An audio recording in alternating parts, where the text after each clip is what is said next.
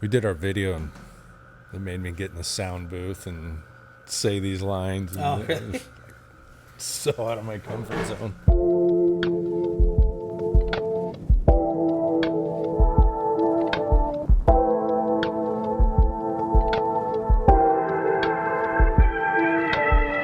So we're going to start off with a lighter dark beer. First of all, our guest today on Self Pour, the founder, owner Yep. of Farmers Brewing Company, Princeton, California. Mr. Bill Weller.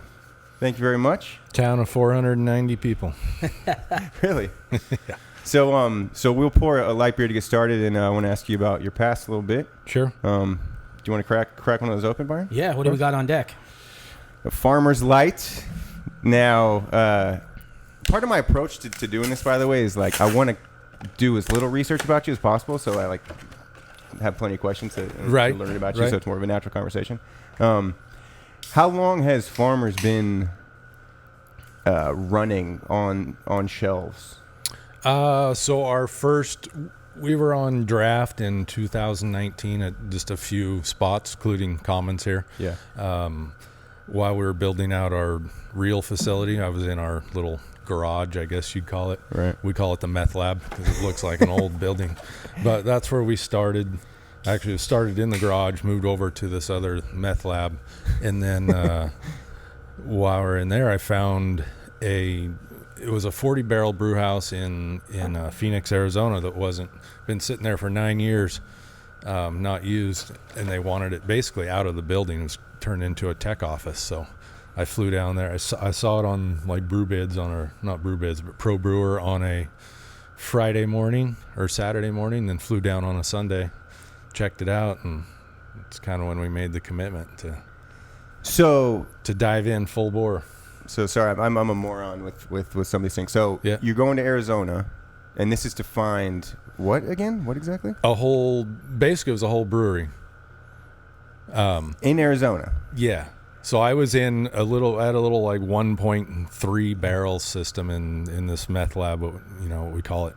And that was in Princeton. That's in Princeton, okay. Correct. So it was an old barn on our building we weren't using, so I completely redid it, gutted it, replumbed it, rewired it, and built my little test lab, I guess. So right. I did a lot of testing there, and eventually I was gonna go to maybe a little bigger system, 7-barrel, go from there, and then like I said, I found this 40-barrel system, and that's when kind of the whole plan changed to like, all right, if we're gonna do this, let's do it. So did you transport that equipment? Okay. I see. So we had to get it out of the building, which I hired a rigging company to do it, and it was 18 truckloads to sit up here. So it got up, and I staged it at our farm. The tweakers down there had stole a lot of stuff off of it, so we had to I brought every tank in one by one to the shop. Hired another outfit, which now the guy that helped me, he's fantastic with welding stainless and doing all that. That's Danny. And so he was actually our first hire. So him and I it was 3 years when I found it to get it up and running. So we spent over a year in the shop. Just like I'd go there in the mornings and live inside the tanks with him. But this is all before 2019, right? This is correct. Yeah. Okay. Correct. Yes. What year did you move all this stuff to California? It was probably 18. Okay. So, I mean, permits, I always joke, we've got like 85 water permits, and we are in California, so it's pretty ridiculous, some of the, I remember, as you guys know. It's crazy. But I remember when we first got your beer and we were invited out to the brewery, you had the setup there, and your kids were little at the time. Yep. They were living in there and having fun, and yeah, I put them to work at an early age. Yep, that's good. So speaking of family, one thing I do know, since I'm buddies with Garth, we talk about you every now and then. And he mentioned that, are you a fifth generation? Yeah, so I'm Princetonian? third at our spot where we're at now. Okay. But you know, my families came from, I think, Illinois and Washington. They were farmers back then. So how far back do you know about your family history? Like, were we talking your great-grandparents came over from Illinois? Oh, God. Not to put you on the spot. Yeah. You know, I'd have to go look. My dad, Gotcha. They did a bunch of research, and I don't know exactly where, because two sides of the family, and then my wife's family, too, is she would be, so her grandpa came up here from L.A. and started a dairy farm and then got into traditional farming. Okay. So do you know how and where your parents met? That's a good question. I'm college. They both went to Chico State. Okay. So, yeah, they met at college. Okay. But I don't know the exact... The story? Story, no. Okay. And then, so then grandparents also did they basically started the farm that you're on now? Okay. Yes. Okay. Yep. Cool. So what about, and so you say Illinois, do you know anything more about your family history? Like back in the old country where they came from? We're from all over the place, but a lot of German, that sort of background. Yeah. So this is in the DNA. So I guess brewing's in the blood. Yeah, right. Same here. Yeah, I'm of German ancestry too, and we had our ancestors came over from Wisconsin. They came to Wisconsin first. Gotcha. Yeah. So my curiosity, I guess, I'm interested to see. Obviously, you grew up farming. Yep. What kind of led you towards brewing? A lot of. I've been asked that multiple times, and I still don't have the greatest answer. I want to say, you know, I remember the movie Strange Brew with the McKenzie brothers, and that movie just, I don't know why, I love that movie, and it kind of always, that's probably where it started. Like, oh man, I love just the stainless steel, the tanks, the process, and you know, it's kind of a neat business to be in, you know, with all the, you know, traditions and that sort of thing. And then I do remember in college I went to Cal Poly San Luis Obispo, and we were doing we were bringing a keg of Natural Light, carrying it up Madonna Mountain to go up there and be idiots, I guess. And I told my buddy, I go, you know, one day I'm going to build a brewery. So I kind of like to stick to my word, and I did. So you mentioned these meth labs. Was there anything before that where you're literally in like a room in your house doing stuff? In the garage. Okay. So hence we'll get to the beer that we'll try last, I guess. A new one we have coming out. So I named it Garage Dweller. Nice. Because, you know, a lot of things happen in the garage. Guys like to tinker on their toys and do all that stuff. So it's kind of a... Yep. It is true. A lot of worlds change in garages. You know, that's where they start. So that's it. We were very busy on our farm. My brother and I expanded it quite a bit since we started our own business in '96. So we spent a lot of time doing that, and finally, you know, I never had the time to brew. Finally, I just set aside some time and then kind of designed my little 5-gallon. Of course, you do a 5-gallon batch, like that's way too much work for 5 gallons of beer. Yeah. So then it grows into 15, then a 30. Yep. That was all garage, and then I like to say my wife kicked me out of the garage.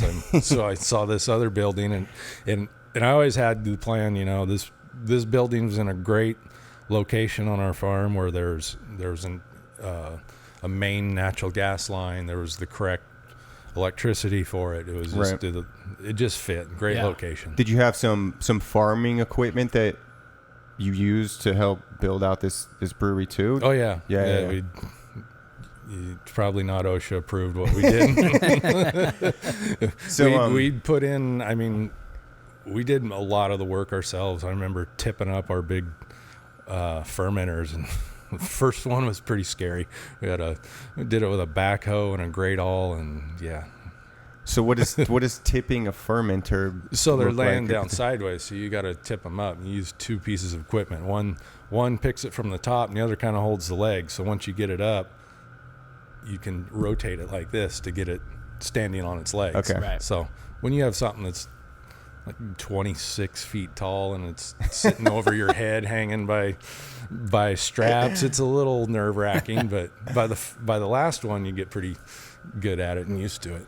So you grew up on this farm. So you grew up on the same farm that you live on now, correct? Yeah, pretty much. And you mentioned putting your kids to work earlier. What are your memories of like as a young kid out in the farm? Was your dad pretty tough on you, putting you to work? No, I mean, he would, if you wanted to work, there was work. Gotcha. So he'd put you to work. I remember doing all kinds of things. He used to have pheasants, so that was part of my job. Go out there and clean all the pheasant pens out and and that sort of stuff. Clean the bins out. The pheasant pens. Yeah. So, but I remember growing up in the shop and just learning how to use tools and that sort of thing. But you also, out there, you find trouble to get into. Yeah. Lots of firecrackers and, good stuff that young kids like to do. Are you noticing, since Princeton is relatively small, like I feel like it can only have changed so much over the years and decades, right? Yeah.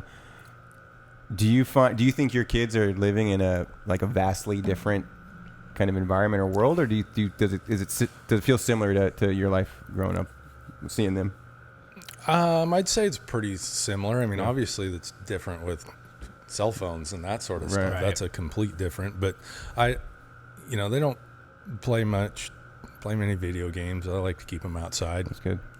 They started young doing karate, so they got into that, and both my kids are black belts, and we went to Japan they got to train with one of the masters in Japan for a day. It was it's a great experience. They learn a lot of discipline and what they do in karate is they make the kids teach other kids, and get up and do speeches. So Right.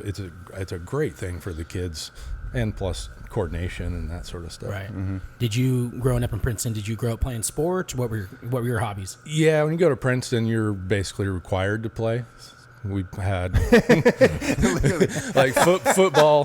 Football, sometimes we had 11 people, so you never come off the field. And yeah, I coach at Hamilton City, so I know it's bigger even. Hamilton City used to kick our ass. We almost beat them once. I remember that in football.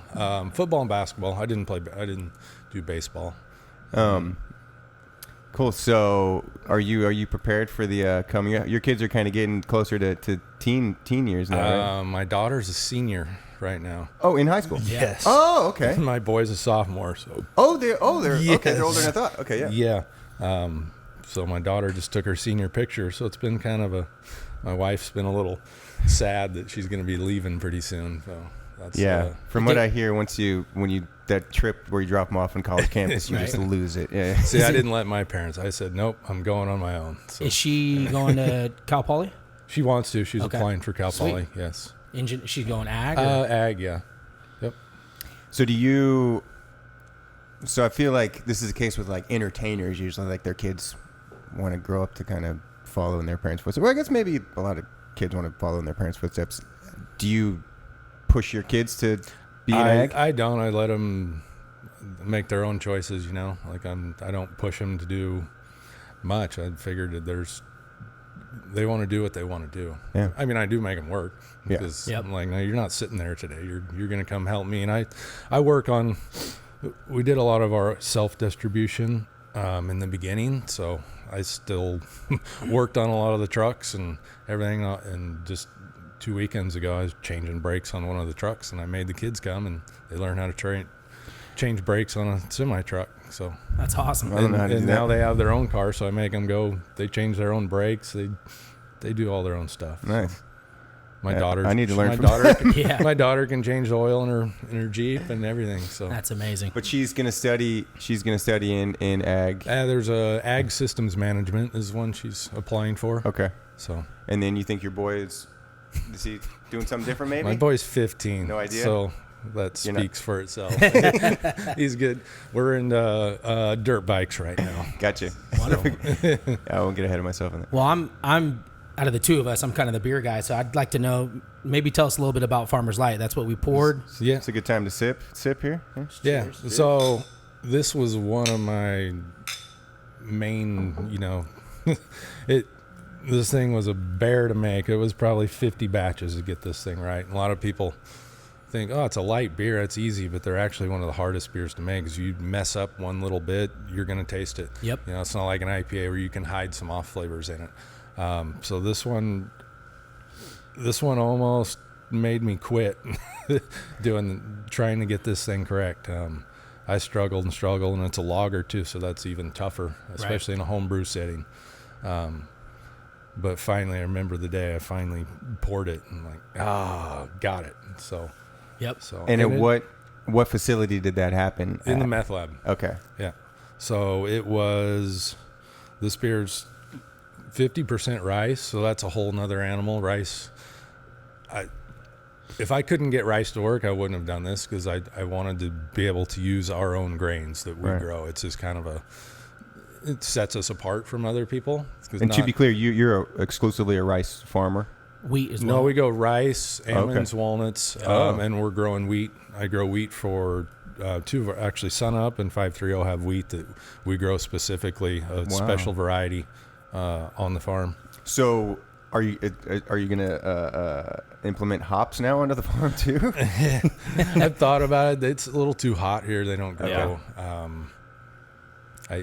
I have a little hop farm that I play around with. But it's so you have to outsource. Yeah, we outsource the hops. Yeah, most brewers do. You mentioned like people even get them from like New Zealand and stuff. New Zealand, we use some New Zealand hops in our beer too. They make great beers. Yeah. My wife actually lived in New Zealand for about 6 months. So. Oh, really? Yeah. That's bucket list for me for sure. I want to go there. So we're actually heading back there into November. Are you going to check out some hop farms? We might. Yeah. Sweet. It's one of our first vacation in about 4 years. Nice. You guys flying into Auckland or? Flying into Auckland, yes. Okay. And we have some friends back there, so it's fun. Got it. Spend a lot of time in Queenstown doing the fun stuff. That's awesome. I want to go. Who's the biggest vendor for you guys that you sell to for your rice? The co-op? Right? Yeah, so we belong to a co-op, and we sell it to another private firm, but the co-op we've been in forever. Yeah. They actually bought another mill not a year or two ago, so they've expanded. This year's a little tough on the rice guys. Yeah. Just with the drought. The droughts, this has been the craziest year I've ever seen. Wow. I want to talk a lot of about in the third segment, talking about the future. Yeah. Sure. Well, I just want to go back to Farmers Light real quick. As the owner of the Commons, obviously we've been open 5 years. I think we've had your guys' beer since the beginning. Farmers Light has been a top 3 selling beer for us for the last 3+ years. I think it's a great beer. We get a lot of light lager drinkers. Yeah. Obviously the branding, the story behind the brewery, and obviously the quality of the beer obviously speaks for itself. So kudos to you. We brought thousands and thousands of beers in here. That's kind of the name of, that's our concept, right? Right. And Farmers is top 3. So I think that says a lot. Yeah. I'm happy with it. You knocked it out of the park.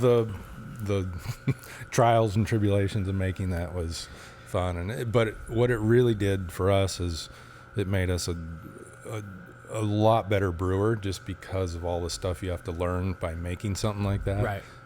We don't pasteurize it. We actually sterile filter it, so it never gets hot like the major brands do. Okay. Yeah.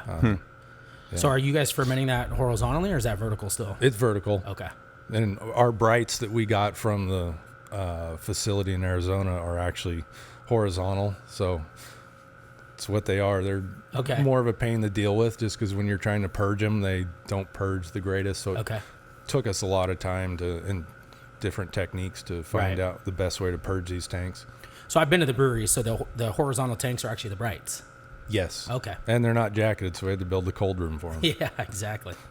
But we do have some new, they're not used. Green Flash had an auction. We purchased quite a few, actually 4 new 250 barrel fermenters that'll be coming in probably next week. Oh, sweet. So we might use one of those as a bright, just to turn stuff over quicker. Derek might need a little I'm explanation on just a bright nodding circuit. and following. It's fine. Sorry, you live in this world. You kind of just forget that some people don't know exactly what you're talking about. No, look, for people listening who know, then they'll know. I'm an English major, so I'm a little more fascinated just by the story of things. And you've grown. We're not quite getting into the middle section yet, but we'll make our way there. I mean, you've grown this business so quickly from my eyes, outside looking in, and done such an incredible job out of the gate. Now that when you look at the Farmer's Light beer now, the branding, like, how does that make you feel now? I mean, do you romanticize it a little bit? I mean, you think back to your garage and now where you are? Not really. I'm looking forward most of the time. Once in a while, I'll sit there and go in the brewery at night, or when I'm shutting down or something and no one's in there, it's quiet, and just have a beer by yourself. It's kind of like, oh shit, I can't believe what we put ourselves through for this many years. But yeah. Great. So we can move on to the middle section. Yeah. And this beer, Farmer's Light, we actually brew it about 8.2% in the brewery. We have a machine that we can blend down beer, so we blend it almost 1-to-1 with special water, deaerated water. So we take the oxygen out of the water. Mm-hmm. So if you try it before it's diluted, it's we sell it in the tap room. Our tap room in our restaurant here in Chico, it's called Old 99. That's and right. you'd hardly ever know, you would not know they're the same beer. And we can do so many different things because we do brew at higher gravity like that. We can make all kinds of little specialty beers that completely taste different, use different yeast, play around with it. The amount of chemistry that you've learned over the past 4 or 5 years must be substantial, right? Yeah, I went to Davis, did a week-long chemistry class, but I never really got into the full chemistry. It's more like I know what works and what doesn't work. There's no need to waste time getting all extremely technical. Right. You know? I mean, I did with this beer, for rice, there's not a lot of info out there, so it took, I remember having a table like this full of mason jars with all these different trials and stuff, and trying to get rice to work, and finally one day it clicked. So on that topic, first of all, one of the things when you're talking about hops, I was thinking, like, what a great advantage to grow the product that you're using for this stuff. You must save some money there, which would make moving on to IPA maybe a little bit more of a decision, because that might cost you a little more, right, to bring in those ingredients. Yeah. But then also on rice, what other rice beers are there out there? I don't like to market them as rice beers, but I like it as ingredient, because it's, you can add more of a specialty grain to give some different flavors, and it's a really clean base to start with. Yields well. We had to put in special equipment called a mash filter in the brewery. And then to get it to basically speak and work with the brew house that we completely retrofitted and designed from the ground up. Yeah. We have an extra piece of equipment that we have to cool the rice down before we put the barley in. So it's a Frankenstein brewery, but we designed it around that Farmer's Light beer to work. And the very first batch, they're like, "What do you want to brew?" I'm like, "Oh, let's give this place everything. Let's shoot at the hardest beer." And that first batch turned out great. We didn't have an instrument at the time to measure our alcohol extremely accurately great. Yeah. So the first batch, we tested it later. I think it was 5%, and this is 4.1. So people didn't complain though. It would just seem that using rice with beer isn't so common. So you've kind of developed this knowledge base that's kind of unique, really. Bud Light's 40% rice. Okay. I believe that's what I've talked to one of their brewers. Gotcha. Okay. So we're close to that where Bud Light is. Right. Yeah. Tastes a lot better. Yeah. I agree. Way better. I agree. Those guys aren't they using corn? Some type of corn? I know, like Coors you remember the Super Bowl where they're using corn sugar, and it's so wrong. Yeah. As a brewer, you're like, I can't just dump a bag of sugar in a tank and call it beer. It's not. It's just not right. Yeah. Especially being a farmer growing up with all grain. It's just So it is what it is. Speaking of of other companies, do you find yourself to be a competitive guy? Like maybe the better your business does, do you start to think, well, hey, I can I can outdo this company and that company, or I there's never a think goal. of it against company versus company. I mean, I always like to challenge myself, really. Right. I mean, the brewery, to take an old brew house and bring it up and turn it into something that works. And, you know, I did a lot of the electrical wiring on the brew house myself, and I just enjoy that. Oh, wow. Enjoy that challenge. I mean, putting the brewery together was fun. It's a lot of work, but it was fun. Yeah, it sure is. So, sure as hell is impressive from the outside in. Yeah, I guess you say, that. do we have to go after other people? No, I mean, we had someone come the other day and like, oh, your name is similar to this. Why are you copying them? Like, I don't know what you're even talking about. We do our own. We do our own thing. We come up with our own names, recipes, everything. So It's great. Do we want to pour this Slapperman here? Anybody? Are we drinking this? I'd love to. All right. it's dangerous. I actually have one that's sitting in my. I'm actually sitting on it for a bit. So this beer's there's a fun story behind it, everything. And Please tell. to let you know, that is the base of this beer is that old 99. So it's the Farmer's Light before it's diluted. So we'll pull it off a tank, put it in a different fermenter, and then we actually use we grow our cucumbers and our dill that we we in there. Nice. You grow. So that's what always don't you grow that's that always goes a into fun these? day. You juice about 50 pounds of cucumbers, and Right. and sometimes we've had to buy some dill because our dill didn't turn out great or we didn't grow enough. And I remember washing 10 5-gallon buckets of dill, and then just you throw that in the fermenter, it looks like a swamp or something in Right. there. But this beer was Perfect. Are you gonna sip? it wasn't Derek pour right there. it was kind of a joke, like, oh, it was me and a previous coworker just kind of brainstorming, and we're like, let's do a pickle beer. I'm like, I don't know. So we Just did. out of nowhere. No. Yeah, we're just nothing doing behind something it. fun for the tap room. We'd always take like a barrel and go play with it, and then we put it on tap, and God, people were absolutely loving it, you know.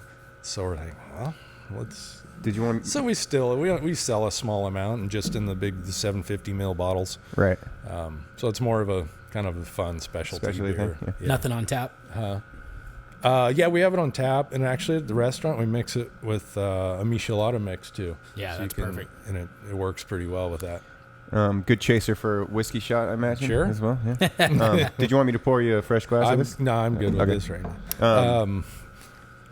So the name of this also, have you heard the story? Garth told me, but yeah, let everybody else hear it. So the story's pretty funny. We had a guy apply for a job in the production in the brew house, and so anyway, we interviewed him.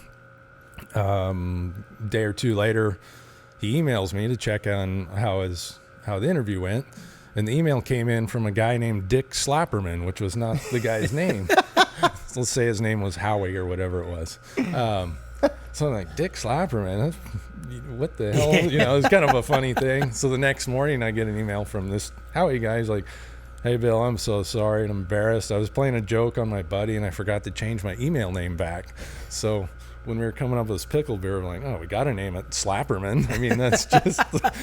You didn't want to go with the full name, though? I don't think my wife would have let that one slide. Right. She did let the slogan slide on the front. It's farmers grow the biggest pickle. I was going to say, you have a little bit of a seductive slogan. Well, I mean, we have put your lips on a farmer, you know, and Clever. most people think it's great. Once in a while, you'll get a Karen or two that doesn't like it, but it's beer. It's fun. I mean, Yes, get absolutely. over it. I mean, I love it. Yeah, in society, all the kind of direction some politically correct things are going, it's kind of refreshing to kind of ease back on things a little bit. And Yeah, I'm not tell everybody a to calm serious down. guy. I mean, my wife Yeah. actually called me a child the other day, and I kind of took it as a compliment. Like, I'm never growing up. It's No, I love the slogans. I love the shirts. Actually, last time I flew to Vegas, I probably got 5 compliments on my MILF shirt. Oh, really? Yeah, they're like, people look at you, then they read it, and they're like, oh, that's a fantastic shirt. Where'd you get it? that shirt's our best-selling shirt too. Yeah. So, Better than the DILF shirts? Yeah, a little bit. so for the middle portion, we usually pour a sweet or sour beer or beverage and talk about your business. more so the current state of it. This was, I think, as close as we could get to a sour type beer, but it is delicious. We do sour it up a little bit. Do you? Yep.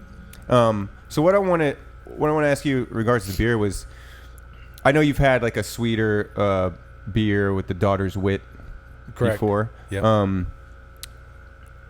I guess I don't want to ask you if you plan on doing a sweeter sour in the future, but more so, how do you decide what goes on the shelf? Is it strictly a numbers thing, or are there sometimes where you want to put something for the brand, or is there something else behind that? Yeah, so the first year we came out with we call it our Core 4. So we have Farmer's Light 530, which is an unfiltered wheat. We have a Mexican lager called Valle, and then our Sun Up Till Sundown, which is a session IPA. So those have always been our core beers. Mm-hmm. And then in the beginning, we did make some limited. So we had a few other beers, but in the beginning, when you're getting name out there, it's almost too many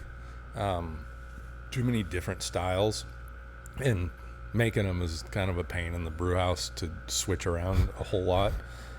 I like pain in the brew house is a slogan instead of pain in the butt. Yep. So we had one called the Stubborn Mule, which was 100% rice. Right. And you want to talk about a pain in the ass, I think. Yeah, we had it here. I liked it. I know. A lot of people like it. It just, it didn't move super well. And I think the one day we brewed it, the second batch, a 17-hour day in the brew house. Oh, boy. It was no fun at all. Is that what's a normal day? Oh, that's like triple the time. Yeah. Okay. Yeah. So anyway, so now we do have a seasonal that we rotate. Summer Kickback, which is our highest selling seasonal, and this is one of my favorite beers. So we have a Fall Harvest and Oktoberfest, Winter Migration, which is a Bock, and then Spring Planting, which is like a hoppy red lager, kind of a different style, but lovely beer. I like so, that. yeah, so it's yeah, I like that one as well. So you have your core 4 and then your seasonals. Yep. So basically we have 5 on the shelf, and it depends where you're at, which store. I mean, that's a lot of it. The sales guys, that's what they do. They've done very well is get beer on the shelves, but when you get too many, it's there's a lot behind, which I've learned to get in on the shelf. So it seems like you're kind of at that fundamental place where you know what you want on the shelf. I mean, it's not like you're going to be 23. We got a lot of stuff coming out, so we're toying with the idea of we have 3 other limiteds, like you talked about, Daughter's Wit.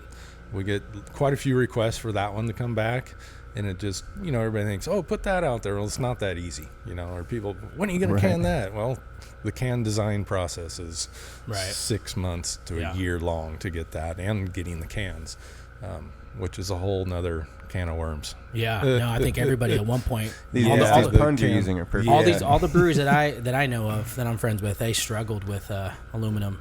That's why I have a lot of gray hair now from the candemic, I guess. So let me go. Is it safe to say that, I mean, Farmer's Light's obviously the number 1 seller? Correct. And then what's second and third? So 530 and Valle are next, and they go back and forth. Okay. And a lot of it depends on where you're at too. Right. Some distributors our Valle does better than 530. So it's fun to kind of see the different, what sells in different locations better. Yeah, I mean, given that we're obviously incredibly good friends with Garth, and he's part of the sales team.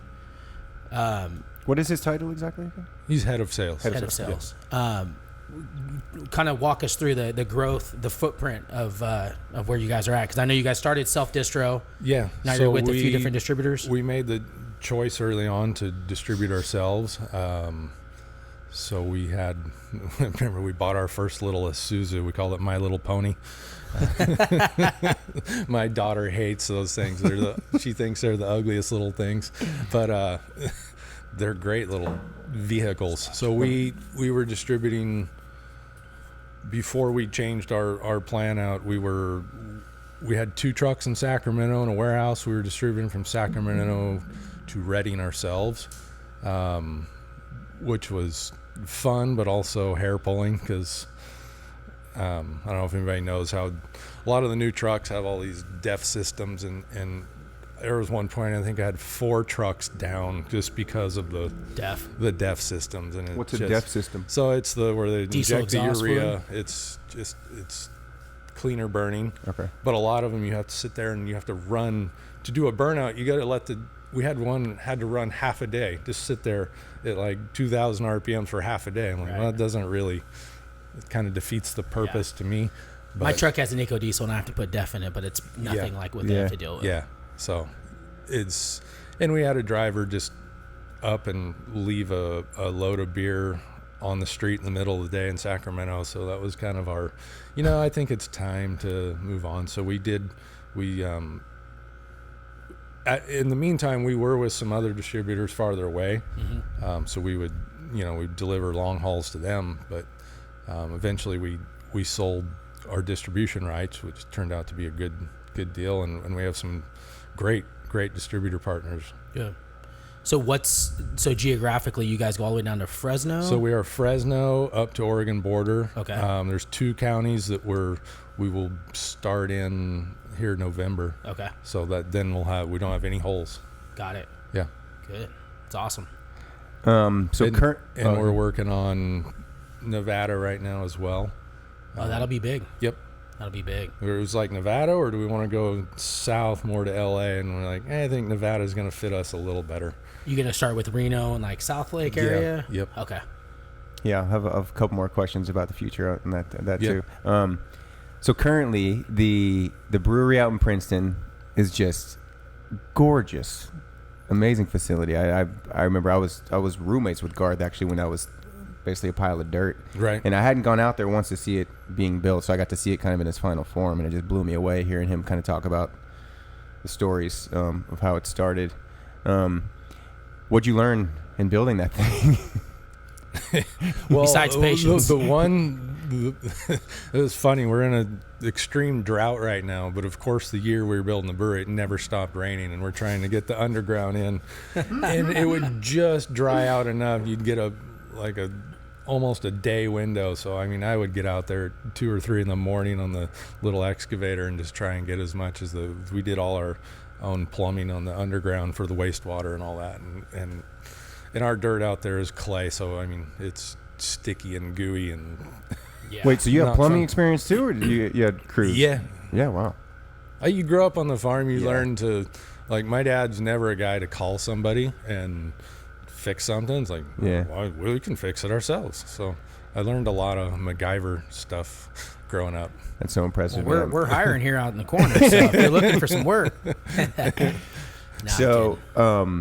And then you end up now with these gigantic. Are those barrels? That's what you call them? Those fermenters. Yes. Okay. Those are the big things inside. Yep. So that's where when you brew, the cylinders. brew house makes wort. The wort goes in the fermenters where you add the yeast. So basically, as a brewer, you're making yeast food. So then the yeast turn it into beer. So they take the sugars, eat them, and turn them into alcohol and carbon dioxide. And just the yeast is an extremely important part of the brewing. There's so many different variations out there and flavors you can get. Mm-hmm. Like a Hefeweizen beer. Mm-hmm. That banana flavor is all from the yeast. Yep. So then back to kind of the different varietals that you have or that you want to put out there. You're always experimenting. You got your specialty stuff that you're playing with. Yeah. And then it's your choice to say, okay, I like this. Let's box it and put it out as a seasonal. Yeah. So since we just opened a restaurant here in town, and so we're able to brew a lot more of our just trial batches, I guess. Yeah. And have it at the Before restaurant. we wouldn't sell. We've got a couple 10-barrel fermenters, and we would never go through 20 kegs of beer at the Princeton tap room. But now over here in Chico, the place swallows beer.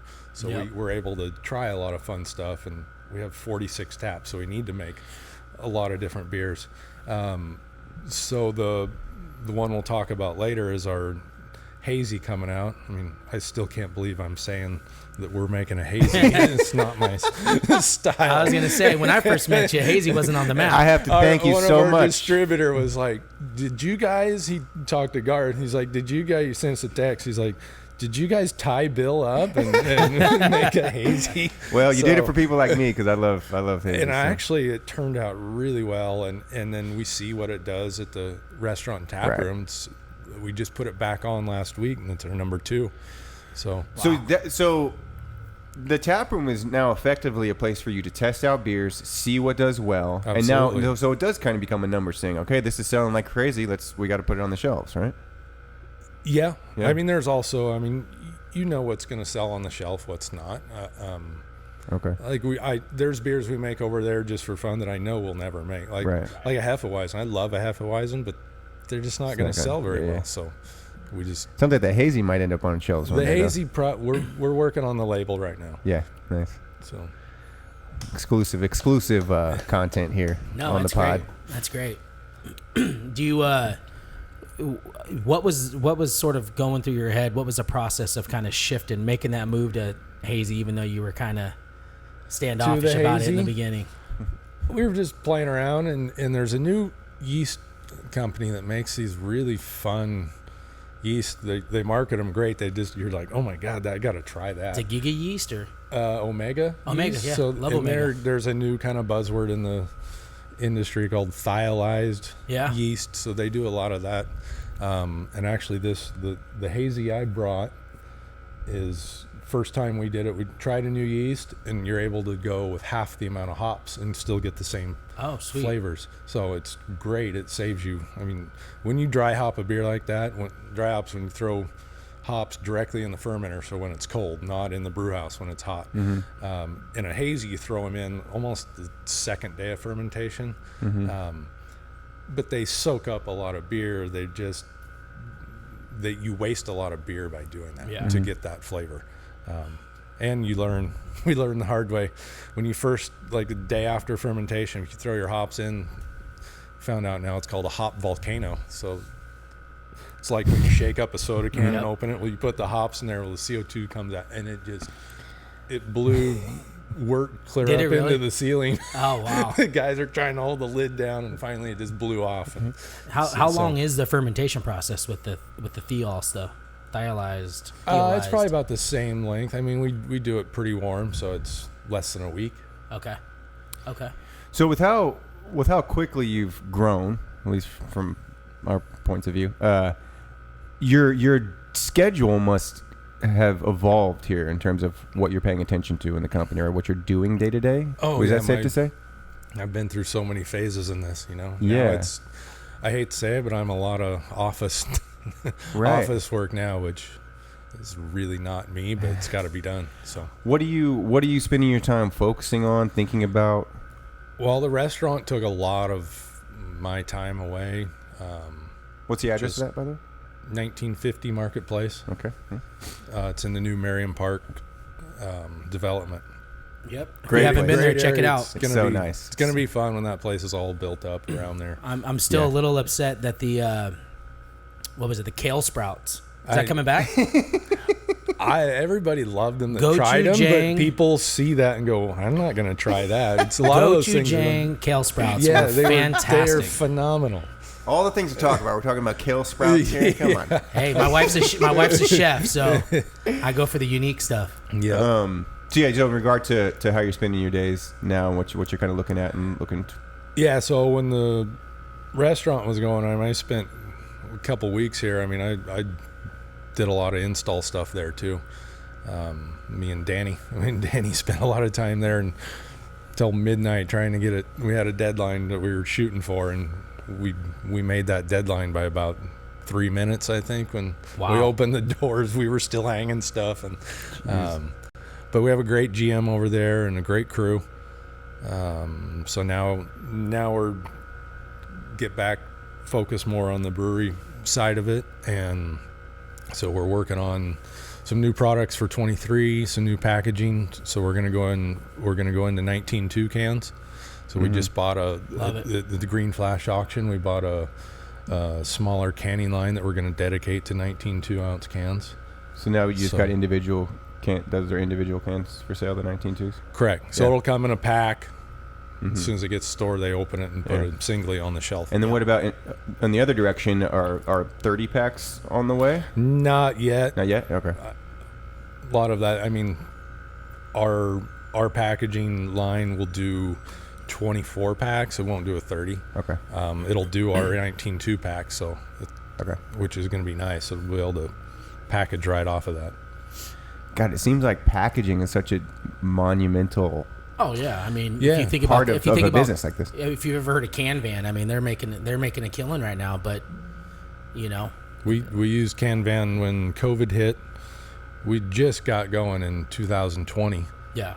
And we were just in draft, and then all of a sudden, here comes COVID, and draft sales went to 0 overnight. So we were gonna have to either furlough everybody, or luckily we had a lot of the artwork done for the cans. So we, and I'd spent 3 years putting this thing together. I was kind of like, I need give me a week or two to breathe. And nope, all right, let's get it right in the cans. So they were ugly. They were the stick-on labels, and we had the Canvan, which is a mobile canning unit, come up and can for us.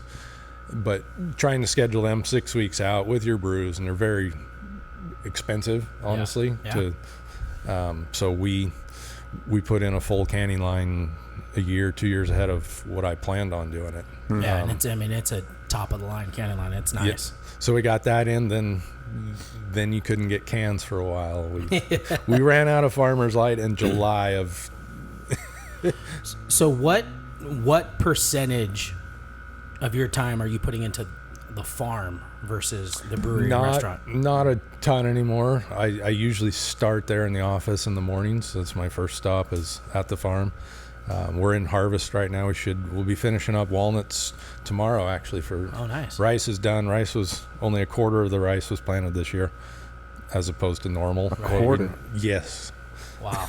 It's just weird driving out and seeing all these bare fields this year. Yeah. It's kind of sad. How was the walnut harvest? It's okay. Walnut prices are in the tank. So how'd the almonds do? Almonds were crappy this year as well. We had a frost that wiped the almonds out. So I still do frost control on one of the orchards. It's close to me, so I take care of that. And we have, which I don't know if you know what frost control is. It's no fun. It's when the almonds are at the right stage, when they're just starting the year, and if it gets below a certain temperature, it'll wipe your crop out. So we monitor. We go down, say you start at midnight, and I basically take a pillow, sleep in my pickup, and we have these pretty sensitive temperature controllers. So you drive around and see where it's at, and then we have helicopters on standby that'll fly above it, and then they'll push. Heat. If there's an inversion layer, they push the warm air down. This year, normally about 5 in the mornings when it gets the coldest, somewhere around there, right before the sun comes up. This year was a super cold spell. Midnight, we were already at like 28 degrees, and so there was really nothing you could have done. But I mean, that's a great point. So, how on earth are you doing both of these things now? What? have you hired some employees to help with the farm? Yeah. So when I had the brewery idea, my brother and I started in '96, so this will be our 26th year. I wanted more time to do the brewery, and he wanted more time with his family and stuff. So we started hiring. We got some great managers on the farm. Got you. Yeah. Okay. But my brother's still fully involved in the farm. Right. I'm just not there day to day. I just with the restaurant and the brewery and pre brewery, you'd basically be on the farm. Correct. Majority of the time. Yeah. Okay. So then part of doing this, was it that you were just ready for maybe a little bit of just change in your life too, right? I mean, not necessarily. No? Just wanted to do the brewery, and then you realize you can't do everything. Mm-hmm. You can't be everywhere, and you got to trust your people. How do you deal with stress? Do you get stressed out? You don't seem like you get too stressed out. Ask my wife that question. Yeah, we should have had her here too. I know. Yeah. Actually, I took up a new hobby that's kind of my stress release. So that's what is it? My kids. No, golfing. I haven't golfed. Well, I golfed with Garth the other day in a tournament, but Now, I don't golf much, but it's a good family thing. The kids wanted to get into dirt bikes, so they did, and then they kind of peer pressured me. Come on, Dad, get one. So you rode 47 or 46, I got my first bike in last December, and so now we go out to the tracks usually on Sundays and that's go see if we can hurt ourselves. But do you go to Cycle Land at all? we were cycling yesterday, actually. So are they racing or are they just riding? my boy is starting to do some more some cross country racing, but they do it on the tracks. His last one was an hour and a half. So I don't know if you ever ridden a dirt bike. It's the most, physically demanding. I'm good for about 20 minutes. You don't realize how demanding and physical it is. Just upper body, just shaking. Balance, everything. So driving trails, not as much, but, kids got into it, so I taught the boy how to run a backhoe, and we built a full track at our house. We have acres, so we go out there, and awesome. The neighbor kids come over. It's fun. It's great because kids learn to work on their bikes. They learn thing. But for me, it's you put on all your gear, put the helmet on. You kind of forget about everything because if you don't focus on what you're doing, you're going to end up in the hospital. Yeah, you hurt yourself for sure. That sounds like a great way. Have you guys ridden up at Prairie City? No, but there's a race there November 5th. Yeah, big one. Right? Yeah, District 36 is what my boy does. So yeah, okay. He's going to race in that one. Yeah, that's when I had quads, that's where we used to ride. It's fantastic terrain. Yeah. And then they have big, motocross races up there. So right. Yeah, I have not been there, but I know one of our sales reps, he's been there quite a bit. He was telling me about it. So well, not a good sport that goes along with beer. And so before we hop forward, how is the restaurant tap room doing? Every time I've been there, it's been packed, and it seems like it's crushing it. Yeah, it's a learning process, and you know how the restaurant business is, working with young employees, and most of them are good. I think we hired 130 people over there, so that's 130. You're just gonna always have issues like that, you know. Issues. There's gonna be some turnover. Just getting people to show up on time is our general manager, and he's very good, but he has very high standards. He's like, a minute late is the same as an hour late to me. So oh wow. So what'd you learn most through that process building that place? A lot about how commercial kitchen works. Like I had no idea how, we had a consultant, so just designing the kitchen to be efficient, and we're still looking back. There's a few things we would have changed, and we've already had to make some additions and change some things around. But it's fun. I like learning stuff and new challenges. And you had to develop a relationship with was it Dan Gonzalez? Yes, the one that's trying to do. Yeah, he's a developer, and then his guy that runs the development out there, or construction of it, Byron, was great to work with. And so I came here in '87 when I was 7 years old. Byron's been here his whole life, and it makes me feel so good to see the development that's even happened just the last 5, maybe 10 years in Chico. This stuff just wasn't here before, and it's like that. I think there's a substantial change happened in the last decade in particular, and I think you're the newest example of that. Is there anything current that you still want to ask about the business, or can we? No, I'm ready to hop forward, and let's talk about the future. So yeah, on that note, what do you see Chico? I guess let's talk about Chico specifically. Is this a place like this is your hub? This is a town that you want to do your business in, or like your home base? We want to. There's some territories that we got a lot of room to grow in. That's our goal. This is it's a business. It's a volume business. So you got to get your volume out there to make. We put a lot of money into the brewery, so you need to recoup that at some point. How do you see, just in your opinion, how do you see Chico moving forward? Do you like do you think the city's going to continue to grow? Do you like where it's at now? Yeah, there's out there in that development, there's over 5,000 homes slated to go out there. There's in-laws putting a big cancer center in. That's huge. There's some more. I don't know when it's going to happen, but it's talked about like a big indoor climbing facility. It's going to be a fun area. There's a lot of new new fun stuff. So like Dan's son is putting like a high-end cocktail bar in there. Mm-hmm. So that'll be kind of neat to see some unique stuff. Yeah, I think we're at a great balance right now in this town. But yeah, I mean, there could still be more growth even. With the land available right now. As a third generation Chico local, I think initially my thought process was I didn't really feel like it fit the vibe of Chico, just because it's stuff that you see at like Santana Row in San Jose or, bigger cities. But I think that area, I mean, I think it's a great fit. I mean, it makes sense. Well, the old barn's kind of, it's a cool concept. It's kind of the anchor out there, And I just love to see commercial industrial areas being successful outside of downtown. Mm-hmm. Like downtown's great. I love downtown. But sometimes it's hard to park. Sometimes it's congested, and there's other areas in this town that can thrive. And there, I mean, the Myers District, Marion Park. I mean, it's happening. And I love, even though I don't live in Chico, I love seeing it. I mean, it's incredible. Yeah, in a sense, I mean, you're kind of getting in early in the big picture. Mm-hmm. I think. I mean, you're. I think that restaurant will even do better once all those homes are in, and people can walk. Right. We have a big patio where people can bring their dogs. So it sounds like you're open to building more restaurants in the future, different locations. No, okay.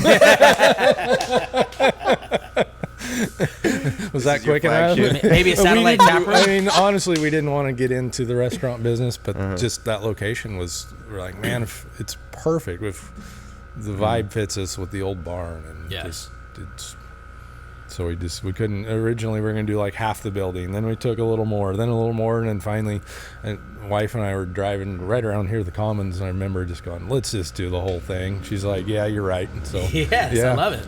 And it sounds like, and she's played quite a role in that getting going. Absolutely. Is that right? Yeah. Yes. Mm-hmm. Yep. Yeah, I went back and forth and like, this is, I'm not going to see you and the kids for a long time. This is a big project with starting the brewery. And she's like, hey, we're going to be behind you. So, that's and awesome. then now she does pretty much all the merchandise. So she's the glue. She's the glue of the business. She's great.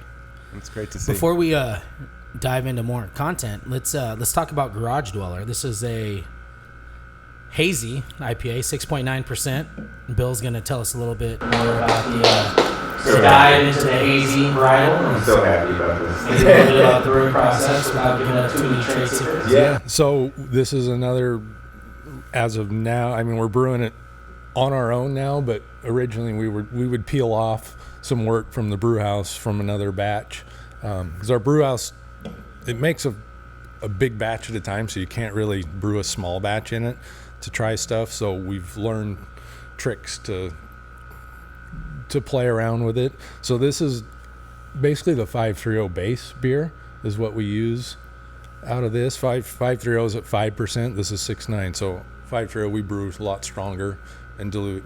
All our beers we do that. It's just more efficient. Mm-hmm. You use your tanks. So wheat in the grain bill for sure? Correct, yeah. So I want to taste these original batches with a higher alcohol content. You got to go out to the brewery. You just did. Slapperman. That's old 99. So that's why when we kind of do sun up, change it a little bit. We don't have to change anything. We just change a number on the blending machine, really. Right. But so this one, we tried a new yeast on our big batch. We used some just different hops in here. I don't like to use a lot of the hops that are super mainstream. Yeah, like Citra, Mosaic. It's just like everybody does it. Nelson. So I like to try different stuff, and I actually use a lot of older school hops that have. The C's? Huh? Cascade, Centennial. No, those guys? not really Cascade. Just some older ones that are really good. Like there was, I'm drawing a blank right now on one that was shunned for a long time, and we tried it. It's actually in the spring planting. Okay. We were like, that's great. Let's use it. So what's the characteristics of that hop? More of the danky or more of tropical-y? Yeah, a lot of like this one's a lot more on the tropical side. I Plus love the thiolized yeast is that's what it does. I'm like I said, chemistry is not my huge specialty. But the thials release a lot of the those tropical aromatics. Yeah, I'm getting like pineapple-y. Yep. You can. It's funny when we do sensory. You can try. Everybody gets a little different, and then you talk about it, and people are like, "Oh yeah. Now I know what that. I get that now." That's more refreshing than most hazies. Yeah, I don't like to do anything that's extremely on the bitter side. That's our thing. Is more drinkable, easy drinking. It is. Okay. It is. I'm curious about branding. In the beer business, it almost seems like the type of beer you put on the shelf is almost a part of the brand, right? Yep. So maybe that would you mentioned like you're hesitant to do this because hazy doesn't really fit the brand necessarily. Is that safe to say? I didn't want to. I'm not a guy that goes and follows everybody. Gotcha. Oh, everybody's doing hazy. We got to do a hazy. It's just I like to do what I think is going to do well. Like not many people were doing a light beer. Right. Now a lot of breweries are, but. No, I thought that was brilliant to lean into this because everything was going this direction so heavily. It just seemed like I mean, a lot of that sparked when Budweiser got bought out by a foreign company. It was kind of like, what was it, USA brewery, and they sold out. Right. Kind of pissed you off a little bit, Absolutely. So that was one of the decisions to make a light beer too. We don't bring any of that beer here. Let's make a good American. I mean, it's still brewed in America by American workers, but just feels wrong.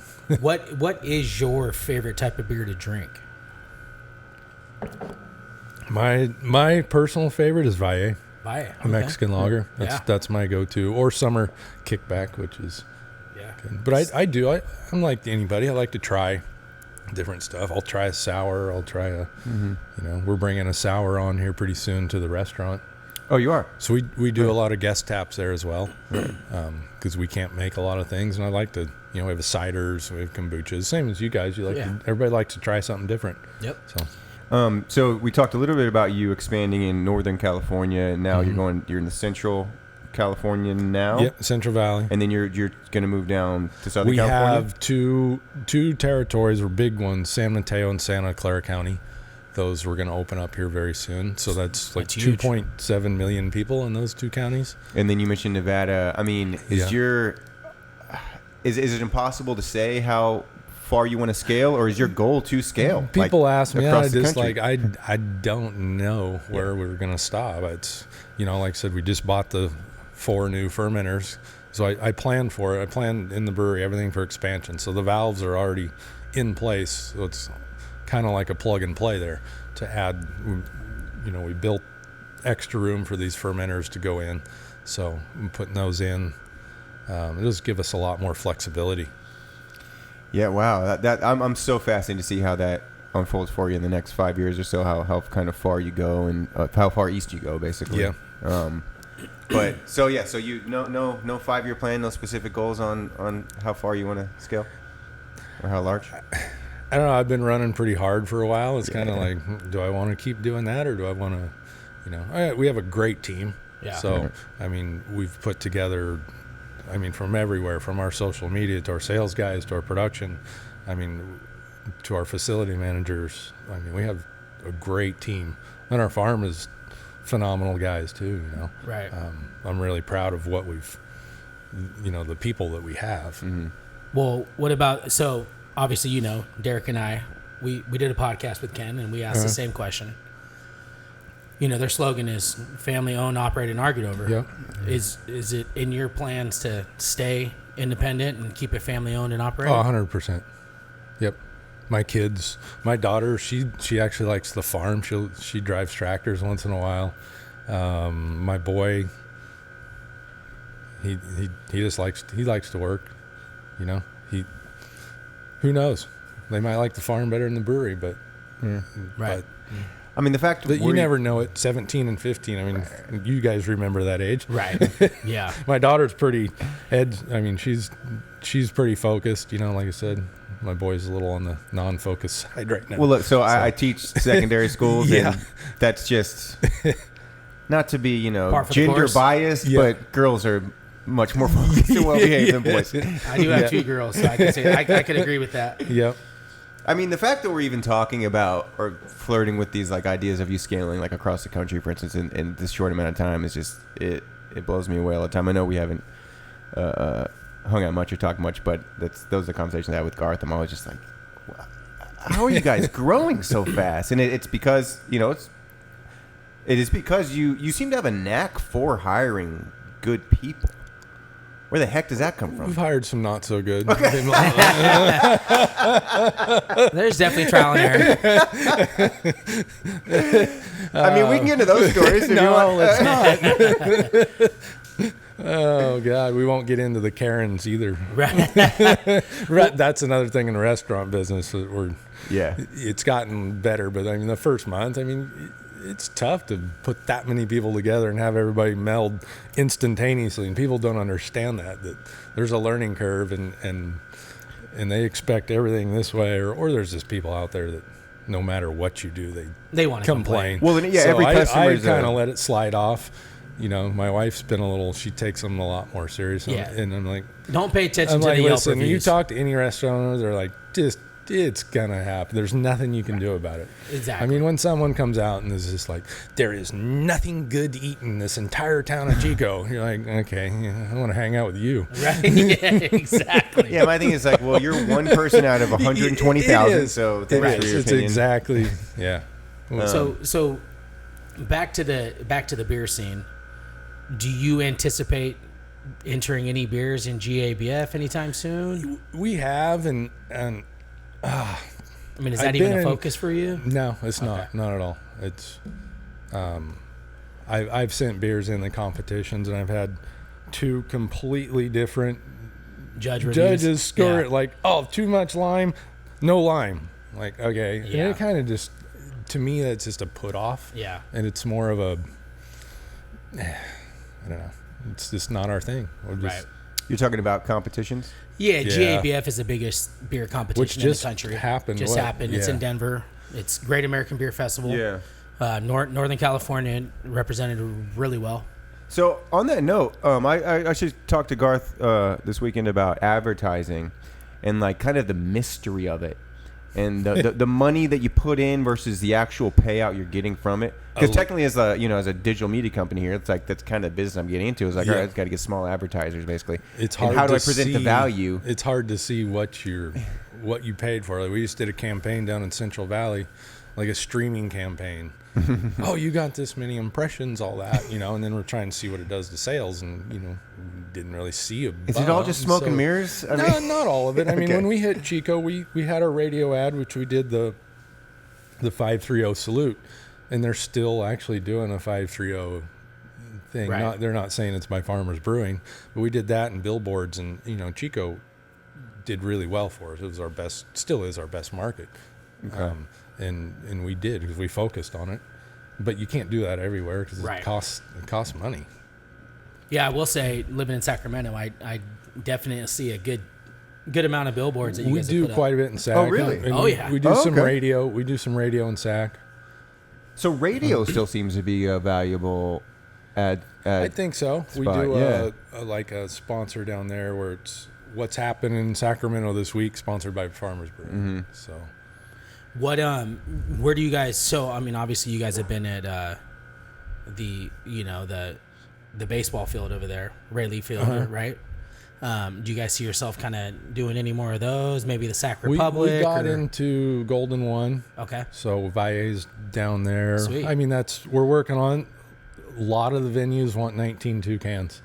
So we're doing 19.2 cans. They're in the works. I actually just got one of the labels approved by Cola today. Oh, sweet. So those will be coming out first quarter of 23. Because I'm a season ticket holder at Sac Republic, so I want farmers beers. I'm tired of drinking Lagunitas and. Well, it makes me think about advertising too. It's like it seems like the advertising is just to have your beer for purchase at a Golden One. Like that's the advertising, not the extra cost. It's just you kill two birds with one stone. They buy your product. It's also there for them to see. Yeah, but those big venues, you got to pay a lot to get in there for one tap handle. It's an obscene amount. So of money. it is like paying for. It's definitely pay to play. Okay. We sponsored Silver Dollar here, and those guys have been great. And it's It was fun to sponsor that because I grew up going to these races every Friday night So when I was a little Gold kid. Cup. You betcha. Oh, yeah. That's So you fun. sponsored a sprint car? We do a I sprint think? car, Yeah. a local farmer. He's this is. Well, he sponsored our buddy's dad, Denny's dad. He sponsored Denny's dad, Oh, really? Alves. Oh yeah, Yeah. in destruction And he derby, won, right? And then his brother, he's got a dragster that he goes, and so we got a farmer's dragster. It looks pretty cool. It's got the pheasant on the air Oh, yeah. intake. That's It looks awesome. it looks Incredible. pretty cool. We actually sponsored there's a kid down in Yuba City that is a phenomenal motocross rider, and we sponsored him. He made it to. Oh, really? There's the biggest amateur in the U.S. called Loretta Lynn, so he made that, and it's cool. You see what kind of hard work that those guys put in to do that stuff, and so we sponsored him. I love that for advertising. Attach yourself to Of a mountain bike guy, a athlete. In Chico? Bubba. Bubba. Garth knows him. Oh, yeah. Okay. Yeah. Okay. So Yeah. he runs the farmer's jersey. I love it. It's fun to do that sort of stuff.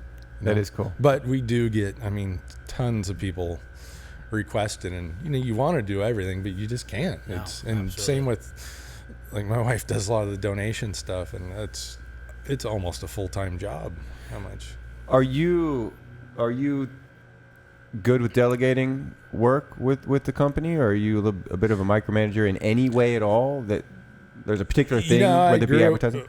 When my brother and I started in '96, it was just him and I.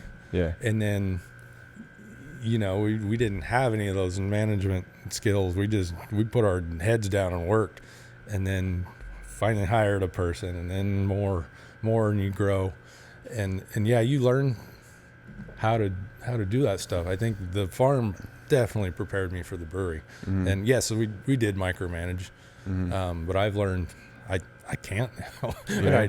And I just It's got to be one of the biggest challenges as a business owner. like in the brew house when we were going. I was brewing the whole time. I was and doing a lot of the stuff, and once you get some other guys trained, we have a production manager whose last name is Farmer now.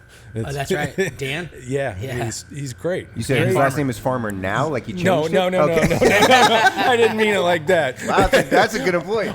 Our production manager now's last name is Gotcha. Farmer. So we had to hire him. Came in with his last name is Farmer. But no, he's a great guy. He's great with the crew in there, and very organized and clean. I'm a very clean Yeah. guy. Most brewers have a little OCD in them. So It's a clean brewery. It's definitely a clean brewery. Beautiful. We mentioned water earlier. We don't have to get political or anything, but what's it like running a business like this in California? For instance, I make sure you have a laundry list Dave, you have to. It's always funny. We did a lot of people have a ribbon cutting ceremony. Right. Well, I didn't. I told my wife, I said, go buy a bunch of hula hoops. We're going to have a hoop jumping ceremony. So we did a picture, and we're all jumping through hula hoops because you have to go through all this stuff, and then they'd never even inspect it. Right. It's fine, but you're like, I spent all this money on these engineers to get this stuff, and then no one ever looked. I'm not going to say anything more, but Right. You want me to edit that part out? And a lot of it is so absolutely wasteful and that doesn't actually do anything to help anything. It's frustrating. Like, I remember some of the stuff you have to get oh God, what's it called? Like a stormwater permit. Oh, yeah. So you have to, when it rains, what happens? Same as it's done for a million years. It rains, the water goes on the ground and follows into the ditches. Yeah. Same as it's always done. And it's silly. Are you cynical about things like that, and that these No, things exist so people can line their pockets, or people think they're doing the right things, they're just not? They're just not. Probably a little bit of both. Yeah. I'm sure there's a lot of, well, that job's done. I have a position in this government agency. Right. I need to create some more stuff. Yeah, you want to give them the benefit of the doubt. Absolutely. And act like they mean well, but when it comes down to it, it's a power trip. We're dealing with it right now. I mean, we got sent to ARB, and when we could have just been approved over the counter. They sent us to ARB. We literally paid $7,000 for a 14-minute meeting. Just to say, oh, yeah, this looks great. You're good. Excuse me, what? you paid $7,000 for a meeting? Yeah, ARB. So, well, it is what it is, and unfortunately, but there's a lot of moving parts in the city here in Chico. There's been a lot of turnover, and that's just it's kind of you got to deal with it. Yep. Yeah. I just visited Brazil for a couple weeks, and I think that's like the most kind of eye-opening difference when you go to different countries are the building codes and this, kind of how structured and rigid we are in the standards that we have here. Yeah. So it does show in society. Like there's a lot of beautiful building codes to be good, right? That you get that, but some of the stuff is so over the top. Yeah. So what is the next move? What is the next move for farmers? You guys going to continue to grow your footprint? Distribution. Like I said, we're excited for 23. I still can't believe I'm excited about this hazy. Right? Yeah, it's actually good. And I'm excited for the 19.2 cans. Our sun up, we're gonna on the cans. It's not gonna be a session IPA anymore. I mean, that was our thought, and it hasn't. People are like, I don't want a session, but when they try the beer, they really like it. So it's going to be a West Coast IPA. We're going to up the ABV a bit, change the branding a little bit on the 19.2s, and eventually the packages. But we have quite a few cans, so we're going to not throw them away. Right. Any you guys going to do any dark beers? We have. Yeah, we do. Our winter migration is our dark beer. We have one called Pintail Porter. Okay. Which is just going to be in kegs this year. Okay, Last year it was a different name. We got in a little trouble by complete accident from a neighbor over here. Oh, really? But no, that's all good now. Yeah. We didn't. No, I'd love to see some dark beer. We put on a Schwartz beer. I've always wanted to I love a Schwartz beer. Oh, yeah. So we put one on at the restaurant. Wait, Schwartz is a style of beer? It's a black lager. It's a black lager. Okay. Really. But I thought that was a brand name. Really drinkable, only like 5.5% alcohol. And so it looks dark, but it's actually light ABV. I was thinking of Schlitz. That's what I was Schlitz. Oh, jeez. I've always really loved a Schwartz beer, Me too. but they don't. I mean, they wouldn't sell. I'd never package it, but to have it on the restaurant and it turned out great. I'm really happy with it. Yeah. Have you ever had Urban Roots? Nothing is Certain. It's their Schwartz beer. I have not. Black lager. No. So he used to. Yeah. I mean, it's an incredible beer. We tend to have that probably maybe 3 or 4 times a year when they have it out. Does really well. To let me know when it comes in. Yeah, absolutely. Yeah, we can. We'll keep going here. We can wrap up any time, but we'll keep asking a few more questions as long as you got the time. I'm good. What worries you most about this company moving forward? What shortages are coming? If we had the can shortage, and then recently CO2 shortage.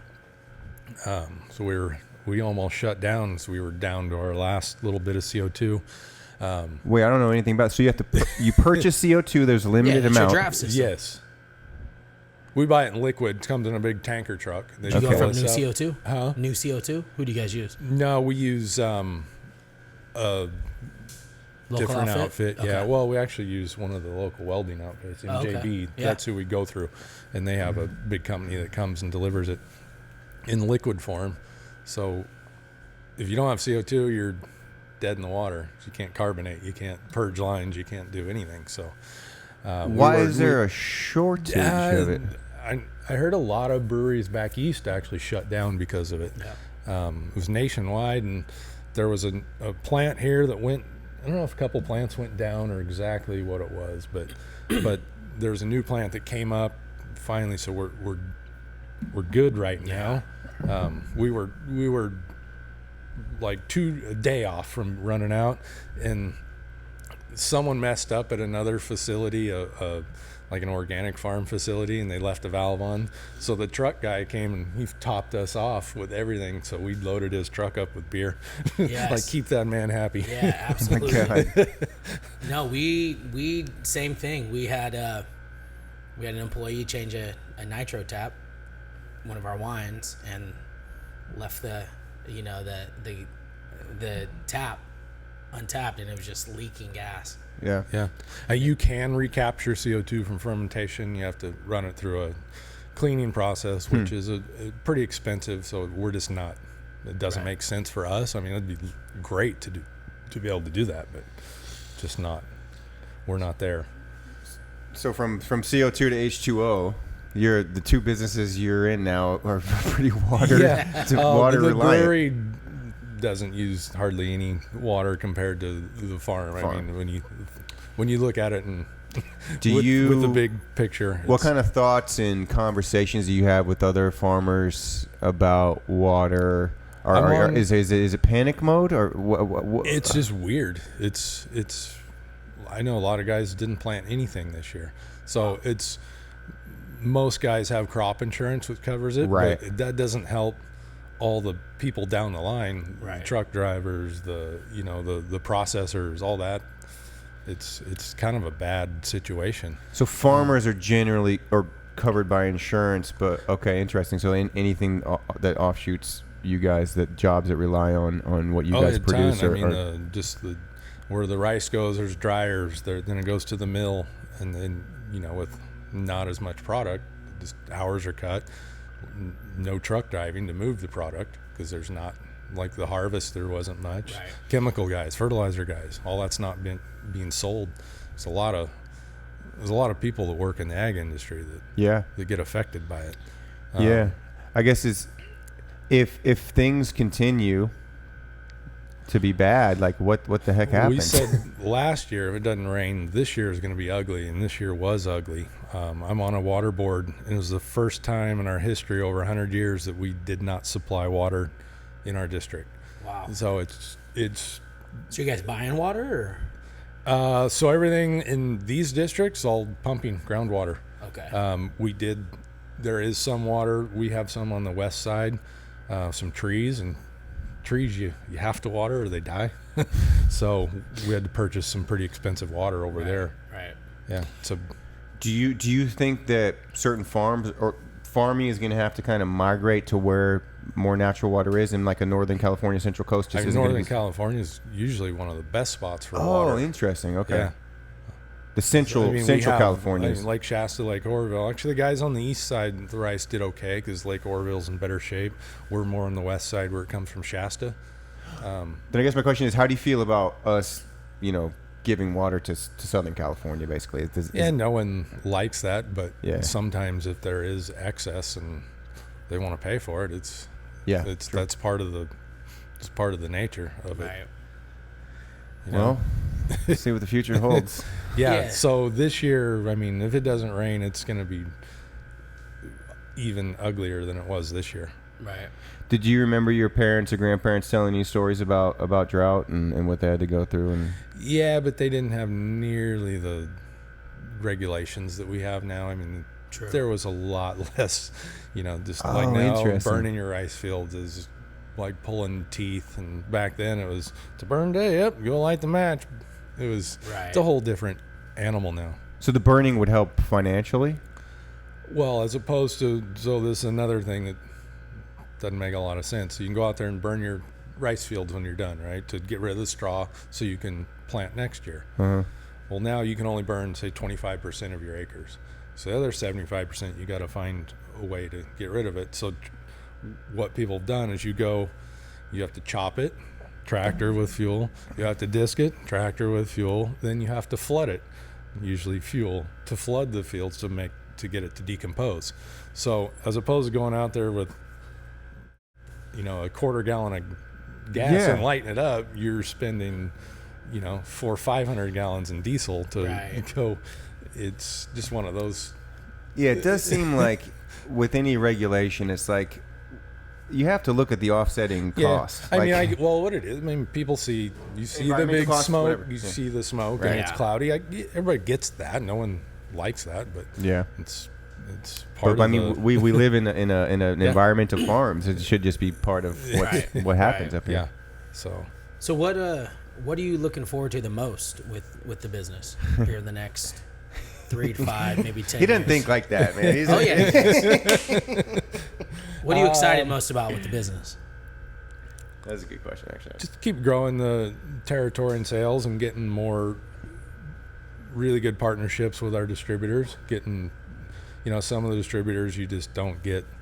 They have so many brands, and it's fun to see our brand grow and more people and just the feedback we get. Oh my God, I tried your beer for the first time, and that's always a good feeling. Oh yeah. And that's it's part of the fun part of it. That's what we. I mean, even as a teacher, it's like that's what you do it for. Yeah. Those good responses are just. There's nothing better than that. Yeah. Yep. Do you guys ever see yourself distributed nationally? I mean, that's a whole nother ball game. If the demand is there, which we don't need to now. We still have a lot of room in our current markets to grow. So that's kind of the our interesting focus. part, right? It's like you could lead such a successful can see business then just staying in this area. You can, yeah. And then once we get too far, then it's building a whole new facility, and it's like, man, I just got done with this one. I mean, you can build a facility in Asheville, North Carolina. Those guys. Yeah. Inside joke. Chico. Well, thank you so much for coming by. This is so cool. Fun. This podcast is just like the best thing that we've ever come up with. It's just so nice to hear stories of successful people in this community, and you're definitely up on that list now, man. Thank you. So you got That's some weird. fans here. I'm pretty low key, and then I go around, people come up and talk to you that you don't know, and you're like, okay, that's kind of weird. Nah. That's how you continue to progress and be successful is with that attitude, though. Yeah. Yeah, keep doing what you're doing. We love the beer. We love supporting it. We love pouring it here, and Thank you. We're always going to be one of your best fans. Good. So. And love your family and everything you guys are doing. Thank you. We'll come to the restaurant as long as you bring the kale sprouts back. Yeah, okay. the gochujang's not there, man. I'm not happy.